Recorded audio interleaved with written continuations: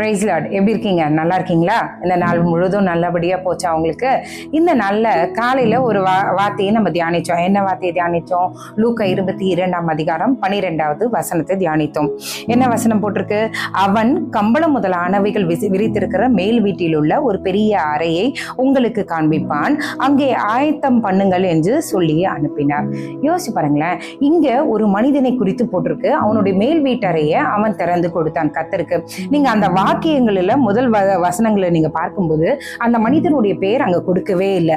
நீங்க போங்க, நீங்க போற வழியில ஒருத்தன் தண்ணீர் குடம் தூக்கிட்டு போயிட்டு இருக்க ஒரு மனுஷன், அந்த மனுஷன் கிட்ட நீங்க கேளுங்க அப்படின்னு தான் சொல்லியிருக்கு. அந்த மனுஷனுடைய பெயர் கொடுக்கப்படல, ஆனால் அவன் செய்த காரியம் அங்கே கொடுக்கப்பட்டிருக்கிறது. என்ன சொல்லியிருக்கு? மேல் வீட்டறைய அவன் உங்களுக்கு காண்பிப்பான், நீங்க அங்க போய் ஆயத்தம் பண்ணுங்கள் நம்மளுடைய காரியங்களை செய்கிறதற்காக அப்படின்னு சொல்லிட்டு கர்த்தர் அவனுக்கு சொல்லுகிறத நம்ம பார்க்கிறோம். நீங்க இன்றைக்கு நம்ம நிறைய காரியங்களை ஊழியத்துக்கு செய்வோம், நிறைய காரியங்களை ஊழியக்காரர்களுக்கு செய்வோம், நிறைய காரியங்கள் சர்ச்சுக்கு செய்வோம். அதுல எல்லாம் உங்க பேர் எழுதணும், உங்களுடைய காரியங்களை எழுதணும், இப்படிதான் நம்ம எல்லாருமே ரெடியா இருப்போம். என் பேர் சொல்லணும், சர்ச்சில் சொல்லிடுங்க, நான் இவ்வளவு காணிக்கையை நான் கொடுக்குறேன். வேண்டாம்ப்பா, இங்க பாருங்க, அந்த மனிதனுடைய பேர் அங்க சொல்லவே இல்லை. அவன் செய்த காரியம் மட்டும்தான் அங்கே சொல்லப்பட்டிருக்கிறது. இன்னைக்கு நான் சொல்றேனே, பெயர் பிரஸ்தாபப்படுறதை காட்டிலும் நம்ம செய்யறது ஆண்டவருக்கு பிரியமானதாய், ஆண்டவருக்கு உகந்ததாய் அது இருக்கணும். இந்த மனிதனை பாருங்க, அவன் கிட்ட இருக்கிற அந்த வீட்டை அவன் திறந்து கொடுத்தான். இன்றைக்கு உங்ககிட்ட என்ன காரியங்கள் இருக்கு? நீங்க கத்தரிக்காய் அதை கொடுப்பீங்களா?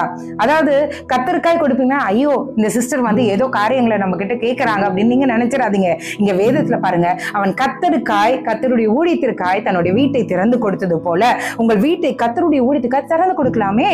4 பேர் இணைந்து ஜெபிக்கலாமே. உங்கள்கிட்ட இருக்கிற காரியங்களை, உங்களுடைய வாகனமா இருக்கட்டும், அது கர்த்தருடைய ஊழியத்துக்காக யாரையாவது கொண்டு போய் விடுகிறதற்கு அது உபயோகப்படலாமே. கர்த்தருடைய ஊழியத்துக்காக நீங்க உபயோகிக்கலாமே. உங்ககிட்ட என்ன இருக்குதோ அதை பெஸ்டா கர்த்தருக்கு செய்யுங்களேன். உங்ககிட்ட என்ன டேலண்ட் இருக்குதோ அதை கர்த்தருக்கு பெஸ்டா செய்யுங்களேன். சர்ச்செல்லாம் டெக்கரேட் பண்ணுவாங்க, உங்ககிட்ட ஹேண்ட் கிராஃப்ட் ஒர்க் எல்லாம் நீங்க பக்காவா பண்றீங்கன்னு வச்சுக்கோங்களேன். சர்ச்சை டெக்கரேட் பண்றதுக்கு உங்களால முடிஞ்சதை தி பெஸ்டா நீங்க செய்யலாமே. என் தேவன் வாசம் செய்கிற ஆலயம் அல்லவா, என் தேவன் விரும்புகிற காரியம் அல்லவா, என் நேசரை பற்றி பேசுகிற ஊழியம் அல்லவா அப்படி சொல்லிட்டு நீங்க மத்தவங்களுக்கு முன்னாக உங்க பேர் பெருசா வரணும்னு செய்யறதை காட்டிலும் உங்களையும் என்னையும் உருவாக்கின அந்த ஆண்டவருடைய இருதயம் சந்தோஷப்படுகிறபடிக்கு நீங்க ஆண்டவருக்காய் செய்யும் போது கர்த்தர் அதை ஆசீர்வதிப்பார். சரிங்களா?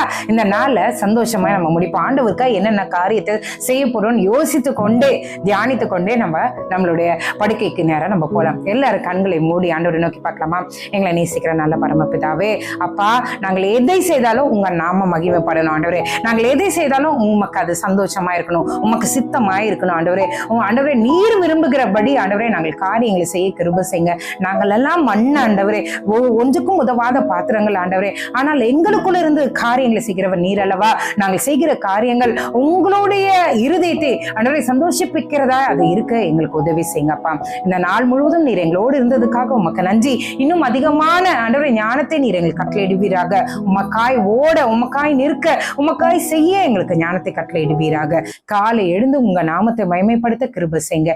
இயேசுவின் மூலம் ஜெபம் கேளும் நல்ல பரமபிதாவே. ஆமென், ஆமென், ஆமென். God bless you.